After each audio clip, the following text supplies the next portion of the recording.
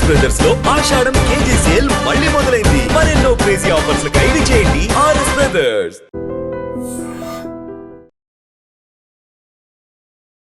నమస్తే, welcome to I dream inside politics with Kavitha.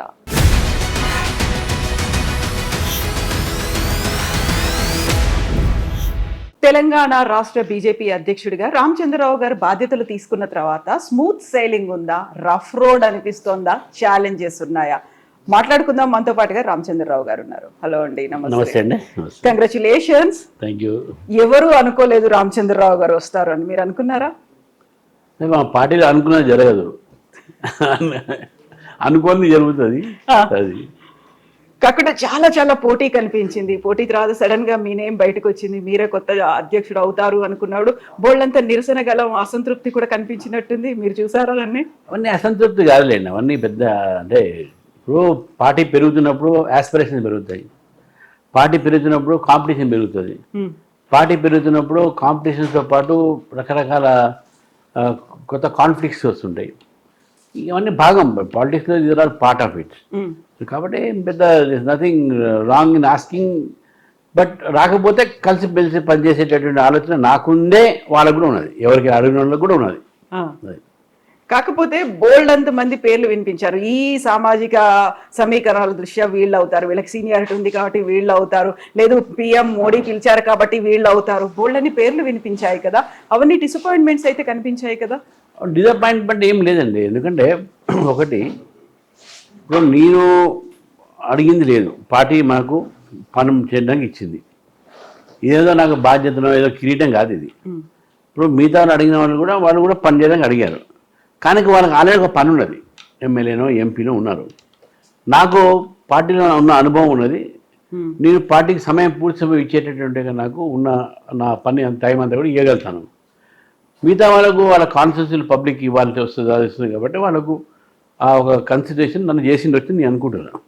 One of the reason ఆ పార్టీని పనిచేసేటటువంటి ఒక పూర్తి సమయం ఇచ్చేటటువంటి ఒక వ్యక్తి కావాలి. ఎందుకంటే ఈ టైంలో ఎందుకంటే పార్టీ పెరుగుతుంది కాబట్టి, అధికార దిశలో మనం పెరుగుతున్నాం కాబట్టి, ఒక ఫుల్ టైం ఇచ్చేటటువంటి ఒక వ్యక్తి కావాలి. కాబట్టి నన్ను పార్టీ తీసుకున్న విషయం నేను గమనిస్తున్నాను. అంతేగానే ఒకరు తక్కువ చేస్తున్నా ఒకరు ఎక్కువ చేసే విషయం కాదు ఇక్కడ. సో రామచంద్రరావు గారు ముందు నుంచి బీజేపీ ఏబీవీపీ నుంచి వచ్చారు, బోల్డన్ని పోరాటాలు చేశారు. అయినప్పటికీ కూడా చాలా సాఫ్ట్ స్పోకెన్, అగ్రెసివ్గా మాట్లాడారు. ఇప్పుడు ఉన్నటువంటి ఈ పాలిటిక్స్లో తూతూ మేమే కాదు, చాలా తీవ్ర స్థాయిలో ఉన్నప్పుడు రామచంద్రరావు గారు ఇంత సాఫ్ట్గా వెళ్తే సరిపోతుందా, సెట్ అవ్వదేమో అనుకునే వాళ్ళకి ఏం చెప్తారు? నేను చెప్పేది ఏమో, వాళ్ళ వారం రోజులుగా చూస్తున్నారు కదా నాది పర్ఫార్మెన్స్, ఎవరు సాఫ్ట్ ఎవరు కాదు అనేది ఇప్పుడు కనబడుతుంది కదా. నేను సాఫ్ట్గానే ఉంటాను, నేను ఆలోచనలో సాఫ్ట్ ఉంటా అని ఉంటా.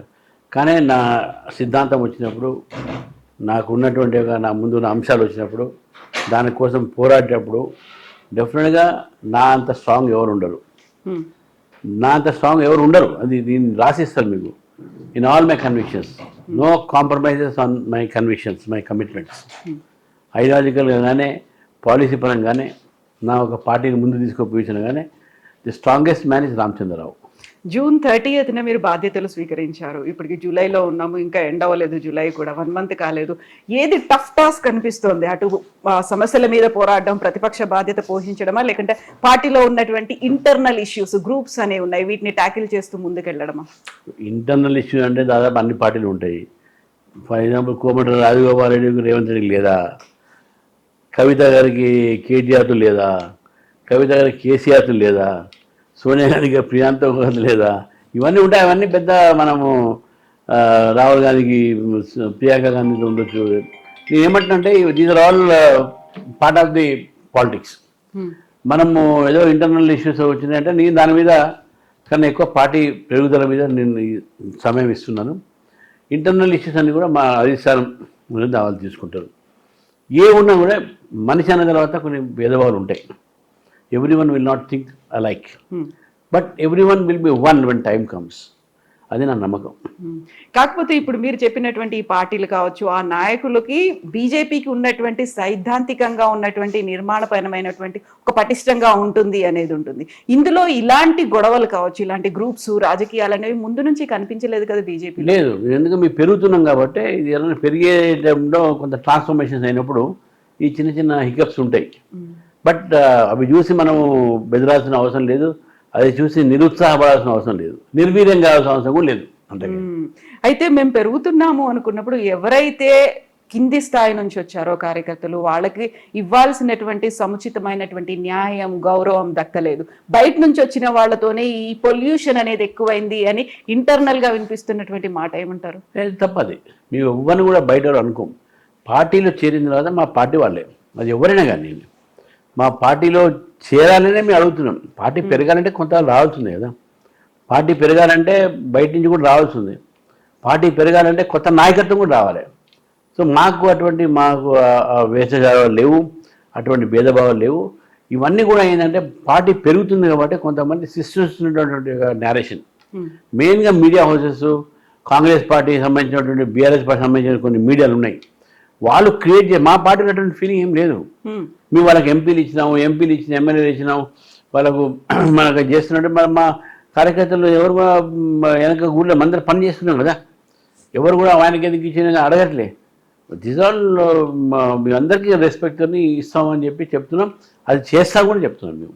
కాకుంటే ఇది బయటి వాళ్ళు సృష్టిస్తున్నారు అన్నప్పటికీ కూడా మీ పేరు వచ్చింది అనుకున్నప్పుడు ఇమ్మీడియట్ గా వచ్చినటువంటి వాయిస్, లౌడ్ వాయిస్, ధిక్కార స్వరం అంటారు, దాన్ని రాజాసింగ్ గారు బయటకు వచ్చారు, ఆయన మాట్లాడారు. చివరికి ఆయన నేను లవ్ లెటర్ రాస్తున్నాను, మీకో దండం, మీ పార్టీకో దండం అంటూ ఆయన లెటర్ రాశారు. ఆ ఇష్యూని ఎట్లా చూస్తారు మరి మీరు? ఇప్పుడు కొత్త ఏం లేదు కదా దాంట్లో. Early also it has happened. ఇప్పుడు కొత్తగా ఏదో పెట్టాలని కాదు కదా, ఆయన ఇంతకుముందు వారు చేశాడు కాబట్టి సరే, అది అధిష్టానం తీసుకున్న నిర్ణయం. అధిష్టాన నిర్ణయం మీద అందరం కూడా కట్టుబడి ఉంటాం అనేది మేమందరం ఆలోచిస్తాం. మేమైనా దాని మీద ఆయన మాకు శత్రువు కాదు, మాకేమి ఏది కాదు.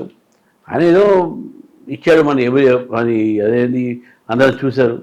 పార్టీ క్రమశిక్షణతో ఉండాలనేటటువంటి ఆలోచన ఉంటుంది. కానీ ఒక్కటి ఈ సందర్భంగా చెప్తున్నాను, no one is above party. రేపు నేను కూడా ఈ పార్టీ కన్నా పెద్ద కాదు. Every one is a party worker. నేను ప్రెసిడెంట్ అయినా మాత్రం ఏంది, నీ పార్టీ కార్యకర్తని. నేను ఎంపీ అయినా మాత్రం ఏంది, నీ పార్టీ కార్యకర్తని. నేను ఎమ్మెల్యే అయితే ఏంది, నీ పార్టీ కార్యకర్తని. పార్టీ కన్నా పెద్ద నేను అని ఆలోచించే వాళ్ళకు ఈ పార్టీలో ఏదో ఒక రోజు వాళ్ళకు తల వంచక తప్పదు, వాళ్ళు ఏదో దగ్గక తప్పదు, ఏదో ఒక రోజు వాళ్ళు రియలైజ్ కాక తప్పదు. తప్పకుండా రియలైజ్ అవుతారు, అదే పొరపాటు చేసినాం. పార్టీ తల్లి లాంటిది, మన తల్లిని మోసం చేయకూడదు, దగా చేయకూడదు. తల్లి కన్నా నేను పెద్ద అనుకుంటే ఎట్లా? ఢిల్లీకి రాజైనా తల్లికి కూర్చే కదా. సో ఇది బీజేపీకి మేము అందరం పిల్లలు అంటున్నాం. వీఆర్ ఆల్ వన్ ఇక్కడ అనే భావన మాకు ఉంటుంది. అంతేగాని no one is above party. కాకపోతే రాజాసింగ్ లేపినటువంటి క్వశ్చన్స్ చాలా వ్యాలిడ్ క్వశ్చన్స్ అనిపిస్తున్నాయి కదా. ఇప్పుడు డబుల్ ఇంజన్ సర్కార్ రావాలనుకున్నారు, అక్కడ కేంద్రంలో ఇక్కడ రాష్ట్రంలో రావాలి. ఎవరైతే కార్యకర్తలు ఉన్నారో వాళ్ళ వల్లే 8 ఎంపీలు 8 మంది ఎమ్మెల్యేలు వచ్చారు. బట్ ఇప్పుడున్నటువంటి ఈ సిచ్యువేషన్ వల్ల స్వయంగా బీజేపీలో ఉన్నటువంటి కొందరు లీడర్లే తెలంగాణలో బీజేపీ రావద్దని కోరుకుంటున్నట్టున్నారు అనే మాట ఇదే బిల్డింగ్ నుంచి ఆయన మాట్లాడారు కదా. ఎక్కడి మాట్లాడినా అంశం మీద క్లోజ్డ్ మ్యాటర్ నో, దాన్ని మనం పునరుద్ధరించే అవసరం లేదు. దానికి ఆన్సర్ దొరికింది. And the issue is with national leadership. National లీడర్షిప్లో ఉంది కానీ వాళ్ళే దాన్ని తెలుస్తారు. సో ఇప్పుడు రాజాసింగ్ ఇంకా స్టిల్ వెయిటింగ్ అనుకుంటాను. మీరు పార్టీ నుంచి సస్పెండ్ చేసినప్పటికి కూడా సస్పెండ్ చేయలే. So resignation is accepted. Okay, resignation accept అయింది అనుకుంటే బీజేపీలో లేరు అన్నట్టు. But he still having hopes, positive గా ఎదురు చూస్తున్నట్టున్నారు. కేంద్ర నాయకత్వం నన్ను పిలుస్తుంది, మాట్లాడుతుంది అనేది, ఉప ఎన్నిక రాదు గోషా మహల్లో అనే మాట అక్కడ కార్యకర్తలతో చెప్తున్నట్టున్నారు. నేను దాని విషయం కామెంట్ చేసుకోలేదు, ఎందుకంటే అది టూ హైపోథెటికల్ అయిపోతుంది. నేనే ఇప్పుడు రాజీనామా చేయట్లేదు, ఉప ఎన్నిక కూడా రాదు, దాని మీద నేను హైపోథెటికల్ క్వశ్చన్స్ అవి నేను ఆన్సర్ అని. ఓకే, సో అది రాజాసింగ్ ఇష్యూ. అదే రోజు ధర్మపురి అరవింద్ గారు ఎందుకు రాలేదు మరి? ఉంటుంది, అది వాస్తవం కూడా. తర్వాత ఇంటికి పోయి వచ్చాను, ఇట్ వాజ్ నాట్ వెల్. ఇప్పుడు ఏమవుతోంది, బండి సంజయ్ గారికి ఈటెల రాజేందర్ గారికి మధ్యలో ఆ కరీంనగర్ వరకే పరిమితమైందా? అది నియోజకవర్గానికైనా మొత్తంగా ఎఫెక్ట్ అనేది, ఇంపాక్ట్ బీజేపీ మీద ఎట్లా ఉండబోతుంది? ఇప్పుడు పార్టీలో మీ ఇంతకుముందు చెప్పిన చాలా పెరుగుతుంది కాబట్టి కొన్ని సమస్యలు వస్తుంటాయి. ఏ సమస్యకైనా ఒక పరిష్కారం ఉంటుంది. మేము ఈ పరిష్కారాన్ని కూడా ఇద్దరు మాకు ఇంపార్టెంట్ లీడర్స్, ఇద్దరు కూడా మాస్ లీడర్స్, ఇద్దరు కూడా బ్యాక్వర్డ్ క్లాసెస్ నుంచి వచ్చినటువంటి లీడర్స్, మాకు ఇద్దరు ఇంపార్టెంట్. వాళ్ళిద్దరూ కూడా పార్టీకి చాలా అవసరం, చాలా కావాల్సిన వాళ్ళు. ఏదైనా ఉంటే తప్పకుండా నా నా నా దృష్టిలో ఇదంతా కూడా పైన ఢిల్లీ నాయకులు తెలుసు, నేషనల్ పార్టీ కాబట్టి ఇది డెఫినెట్గా దాంట్లో వాళ్ళు చొరవ తీసుకొని ఈ ఇష్యూ సాల్వ్ చేస్తారు. ఇదేం పెద్ద ఇది కింది దాకా పోయే ఇష్యూ కాదు, ఇది అది అక్కడెక్కడే సెటిల్ అయిపోతుంది, పోయిస్తాను. యూజువల్గా ఇలాంటివి ఏమైనా అంతర్గతమైనటువంటి విభేదాలు ఉన్నాయి అనుకున్నప్పుడు ఈ శ్యామా ప్రసాద్ ముఖర్జీ భవనం వేదికగా ఇంటర్నల్గా జరగాల్సినటువంటి మీటింగ్స్ అన్ని, అది కార్యకర్తల సమావేశాల్లో కావచ్చు, లేకుంటే మీడియా ముందు కావచ్చు, మాట్లాడుకోవడం అనేది పార్టీ గురించి డిస్కషన్స్, అది కూడా నెగటివ్గా వస్తుంది. రామచంద్రరావు గారు వచ్చిన తర్వాత ఏంటి ఇలా జరుగుతుంది అనేటువంటి ఒక వాదన భావన కూడా వచ్చినట్టుంది. నేను చెప్తున్నా, don't wash your dirty line in public. ఇప్పుడు చెప్తున్నాను, ఎవరికైనా బాధ ఉన్నా ఏది ఉన్నా కూడా మీరు రూమ్లో పోయి చెప్పండి, రూమ్లో పోయి కుట్లాడుకోండి, చంపల మీద వేసుకోండి, ఎంతగానే ఇది పబ్లిక్లో వచ్చి మాట్లాడటం అనేది ఇది పద్ధతి కాదు. తర్వాత ఇది రామచంద్రరావు గారు వచ్చినప్పటి నుంచి ఇష్యూస్ కావు, ఇది రామచంద్రరావు వచ్చినప్పుడు ఇష్యూస్ ఏదైనా ఉంటే దానికి నేను జవాబు చెప్పుకుంటా. అది ఎప్పటి నుంచో రగులుతున్న ఇష్యూస్లో ఎవరైనా మాట్లాడినంటే దానికి నేను జవాబుదారీ ఉన్నాను కదా. ఎప్పటి నుంచో రగులుతూ ఉన్నప్పుడు కేంద్రం పిలుస్తోంది, ఒకరు కేంద్ర మంత్రి, ఒకరు ఎంపీ, ఆయన స్వయంగా కుటుంబ సభ్యులతో కలిసి ప్రధానమంత్రి నరేంద్ర మోదీ దగ్గరికి వెళ్ళి వచ్చారు. అయినప్పటికీ పాసిఫై ఎందుకు చేయలేదు? ఆ ప్యాచప్ అనేది ఇప్పుడు చేస్తారు అంటే ఒక గ్రావిటీని అసెస్మెంట్ చేయలేకపోతే వాళ్ళు డెఫినెట్గా ఇద్దరు మాకు కావాల్సిన వాళ్ళు, ఇద్దరు ఇంపార్టెంట్ లీడర్స్, ఇది మా పార్టీ మంచికి ఇద్దరు మాట్లాడేటటువంటి స్టెప్ తీసుకుంటుంది, పార్టీ తీసుకుంటుంది. సో ఇంటర్నల్ గా రూమ్ లోకి వెళ్ళండి, మీరు కొట్టుకోండి, బయటికి రండి అంటే వాళ్ళని చిన్నపిల్లలు కాదు, వాళ్ళకు ఒక స్టేచర్ ఉంది, చాలా సీనియారిటీ ఉంది, ఇంత ఎక్స్పీరియన్స్ ఉంది, వాళ్ళకంటూ పర్సనల్ గా కొన్ని ఈగోస్ అనేవి ఉంటాయి, క్యాడర్ ని చూసుకోవాలి అనేది ఉంటుంది. రాజకీయాల్లో ఈగోస్ అనేవి ఉండకూడదండి మనం, ఎందుకంటే రాజకీయాల్లో డెఫినెట్గా you must keep aside all our egos. ఎందుకంటే మన larger aim is to come to power, larger age is party interest. ఇది ఉన్నప్పుడు ఈగోస్తో పోతే మన ఇండివిజువల్ అయిపోతాం. సో దిస్ పార్టీ మా దగ్గర నేర్పే చిన్నప్పటి నుంచి nation first, party next, family last, ఇది మా దగ్గర ఉన్నటువంటిది. ఆ లెవెల్లోనే పోవాలని చెప్పేసి నాయకులు కానీ కార్యకర్తలు కానీ ఆ లైన్ తీసుకోవాలని చెప్పేసి నేను కోరుతా ఉన్నాను. ఇప్పుడు ఈటెల రాజేందర్ గారికి బీఆర్ఎస్ పార్టీ నుంచి బయటికి రావడానికి ఏదైతే ఒక సఫకేటింగ్ అట్మాస్ఫియర్ కనిపించిందో దానివల్లే బీజేపీలోకి వచ్చారు. ఇప్పుడు కూడా అలాంటి పరిస్థితులే ఇక్కడ ఉన్నాయి కాబట్టి ఆయన బయటికి వెళ్తారు, కొత్త పార్టీ పెట్టుకుంటారు అనేది వినిపిస్తున్నాయి కదా. అవన్నీ హైపోథెటికల్ క్వశ్చన్స్ అండి. ఎవరో రాస్తుంటారు. ఈటెల రాజేందర్ అవర్ లీడర్, మా పార్టీ ఎంపీ, మా పార్టీ కార్యకర్తలు కష్టపడి పనిచేసి ఆయనకు 5 లక్షల ఓట్లతో గెలిపించారు. ఆయన మా పార్టీతో మమేకం అయి ఉన్నాడు. Is our leader. మనము ఇటువంటి ఆలోచన మాకు లేదు. ఆయన పార్టీలో ఉంటాడు అనేది మేము నమ్ముతున్నాము. He is our man. ఇవన్నీ కూడా బయట క్రియేట్ చేసినటువంటి మన ఇంతకుముందు చెప్పినట్టు media creations. Is our leader. How can we say so? So ఈ గొడవ అయిన తర్వాతే మీరు ఢిల్లీకి వెళ్ళి వచ్చారు, ఈ ఇష్యూస్ అన్నీ మాట్లాడారా? నేను పోయింది నాకు అపార్ట్మెంట్ ఏదో నేను ఎవరిని కలవలేదు. నేను ఫస్ట్ టైం పోయినా కాబట్టి కలవడం పోయినా. ఇక దానికి ఎన్నో అర్థాలు ఉంటాయి. అంటే మీ ఇన్పుట్స్ ఏం తీసుకోలేదు యాక్చువల్గా? ఇద్దరు కూడా లీడర్ల మధ్య ఎందుకు గొడవ వస్తుంది? నాతోనైతే తీసుకోలేదు, వాస్తవంగా తీసుకోలేదు. నేను కూడా చెప్పలేదు ఎవరికి, వాస్తవం తీసుకోలేదు. బట్ ఒకటే మాట వాళ్ళైతే నాతో అనడం జరిగింది, అన్ని కలిసి పనిచేయండి, ఈ పార్టీ అధికారం వస్తుంది, ఒక మంచి వాతావరణం మాత్రం చెప్పింది నాకు. అదే కలిసి పనిచేయనే విషయం మాత్రం వాళ్ళు పదే చెప్తా ఉన్నారు. టూ మెనీ డిఫరెంట్ గ్రూప్స్ ఉన్నాయి, ఒపీనియన్స్ ఉన్నాయి, డిఫరెంట్ వ్యక్తులు ఉన్నారు, విభిన్నమైనటువంటి పార్టీల నుంచి వచ్చినటువంటి లీడర్లు ఉన్నారు. వీళ్ళందరినీ కలుపుకొని మీకున్నటువంటి ఏకైక లక్ష్యం తెలంగాణలో బీజేపీ ప్రభుత్వం రావడము అనేది.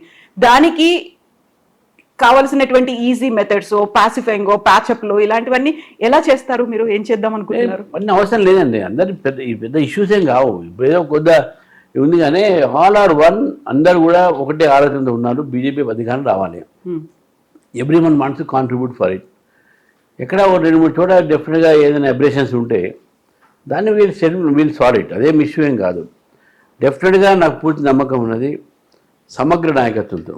నా నాయకత్వం కూడా నేను అనను, కలెక్టివ్ లీడర్షిప్స్తో రేపు రాబోయే రోజుల్లో బీజేపీ ప్రభుత్వం తప్పకుండా తెలంగాణ వస్తుంది. This is my ప్రొఫెసీ, my guarantee and my belief. మన నమ్మకం, నా విశ్వాసం అది. సో కార్యకర్తల దగ్గర నుంచి రియాక్షన్స్ అనేవి ఎలా ఉన్నాయి? ఇంతమంది ఇన్ని రకాలుగా వినిపిస్తున్నాయి, వాదనలు అనేవి ఉన్నాయి, గ్రూపులు అనేవి కనిపిస్తున్నాయి కాబట్టి ఫస్ట్ ప్రయారిటీ అంతా ఎప్పుడూ గ్రౌండ్ లో ఉన్నటువంటి కార్యకర్తల దగ్గర నుంచి తీసుకోవాలి. రియాక్షన్స్ ఎలా ఉన్నాయి? కార్యకర్త భారతీయ జనతా నేను కూడా కార్యకర్తని, ఈ రోజు కూడా నేను కార్యకర్తని. భారతీయ జనతా పార్టీ కార్యకర్త తన పార్టీ కోసం ప్రాణం ఇచ్చేటటువంటి వ్యక్తులు ఉంటారు, త్యాగం చేసే వ్యక్తులు ఉంటారు. సిద్ధాంతం కోసం కూడా నేను చనిపోవడానికి సిద్ధంగా ఉన్నాననేటువంటి మా క్యాడర్ అది. ఇవన్నీ పైన వాళ్ళు ఏమో మాట్లాడుకుంటే వాళ్ళ మధ్యన ఉన్నటువంటి ఒక ఏదైనా భేదాభిప్రాయాలు ఉన్నా కూడా అది కింది దాకా పోదు, వాళ్ళు పట్టించుకోరు కూడా.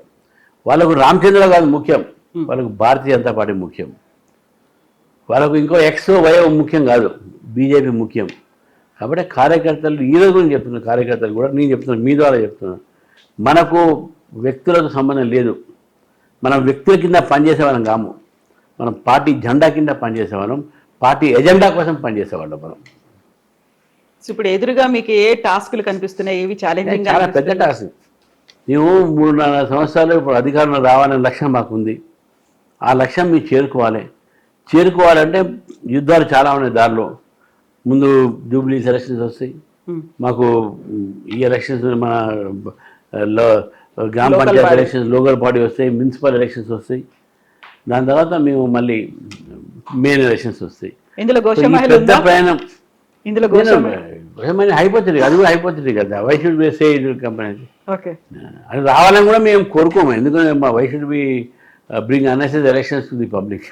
కాకుంటే స్పీకర్ కి మీరే లెటర్ రాస్తారు అనేది కూడా వినిపించింది. ఆయన ఇంకా చెప్పేటోళ్ళు చాలా మంది చెప్తారు, అది నమ్మేటోళ్ళు ఏంటంటే కొంచెం గ్యాప్ పెంచుకుంటారు, అది నమ్మని వాళ్ళు మంచిగా ఉంటారు. అదే భరోసాతో రాజాసింగ్ ఇంకా వెయిట్ చేస్తున్నారా?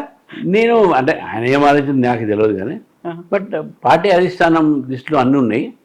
వాళ్ళు ఏ నిర్ణయం తీసుకుంటే అందరు దానికి కట్టుబడి ఉంటాం. సో ఇప్పుడు అందరినీ ఏకం చేసుకుంటూ ముందుకెళ్ళాలి, అందరినీ ఒక్కతాటి మీదకి తీసుకురావాలి. మీరు అన్నట్టుగా ఒకే గొడుగు కింద ఉండాలి, రాష్ట్రంలో అధికారంలోకి రావాలి అనుకున్నప్పుడు ఎక్స్టర్నల్ గా ఉన్నటువంటి ఫ్యాక్టర్స్ ఏంటి? ఏవి మీకు అడ్డంకిగా ఉన్నాయి అనుకుంటున్నారు? అడ్డంకిగా ఏముండదండి. మా అడ్డంకి అంతా కూడా కాంగ్రెస్ అండ్ బీఆర్ఎస్ చేసే దుష్ప్రచారం, అబద్ధాల ప్రచారం. దాన్ని ఎట్లా తిప్పికొట్టాలి? ఈరోజు వాళ్ళ దగ్గర ఉన్నటువంటి అధికారం కానీ డబ్బు కానీ దీంతో రాజకీయాలు చేస్తే నడవదు.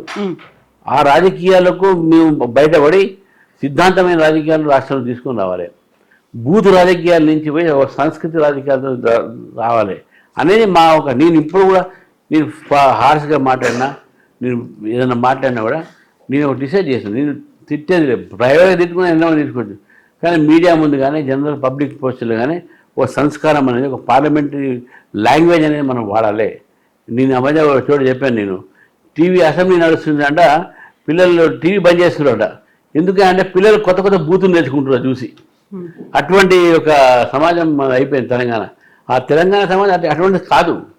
మనకు సంస్కారం ఉన్నది, మనకు భాష ఉన్నది, మనకు ఒక ఆలోచన విధానం ఉంది. ఇది కాదు కదా.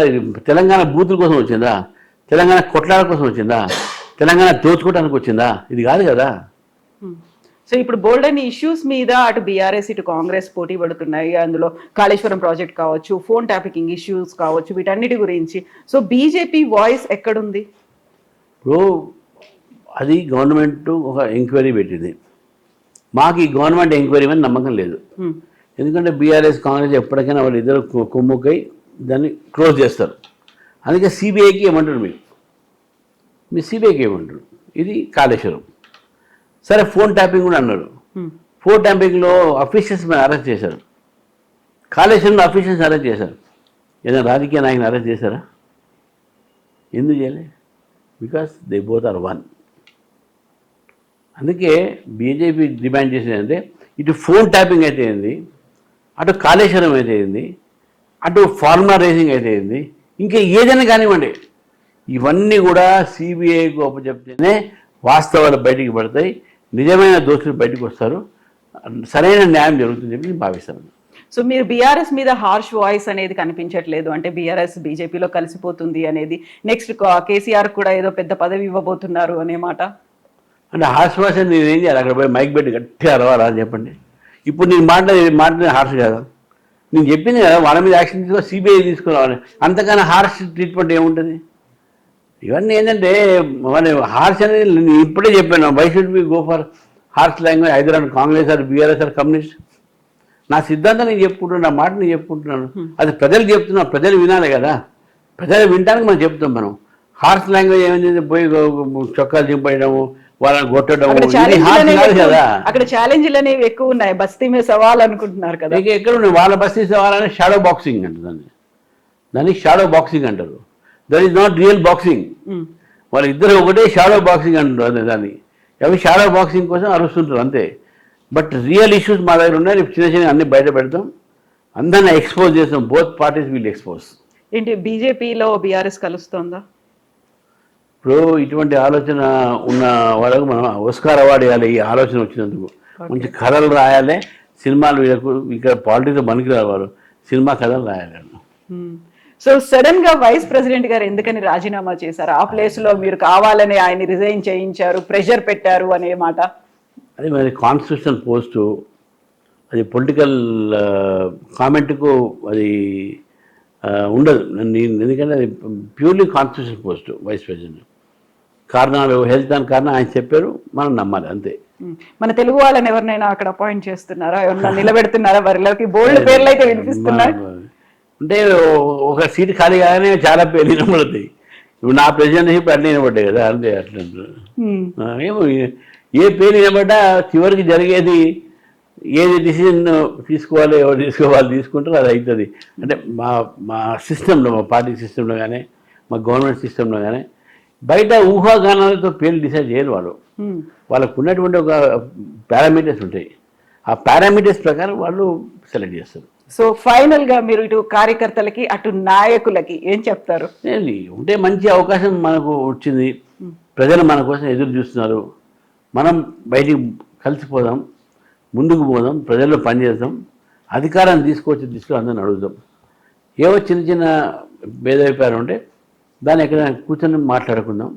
పెద్దల దగ్గర మన సమస్యను తీసుకుపోదాం. అక్కడ ఏదో ఉంటే దాన్ని సస్పా చేసుకుందాం. ఎక్కడైనా అక్కడ మనం కూర్చొని పార్టీని ఐకత్వంతో ముందుకు తీసుకుపోదాం. ఇది నాకు అల్టిమేట్గా నేను కార్యకర్తలకు అది చెప్తున్నాను. ప్రజలు బీజేపీ కోసం ఎదురు చూస్తున్నారు. మనం కష్టపడాలి, కలిసి ఉండాలి, మనం ముందుకు పోవాలి. ఇది ఒకటే నేను చెప్పేది. Yes, thank you so much. Best wishes to you. Thank you.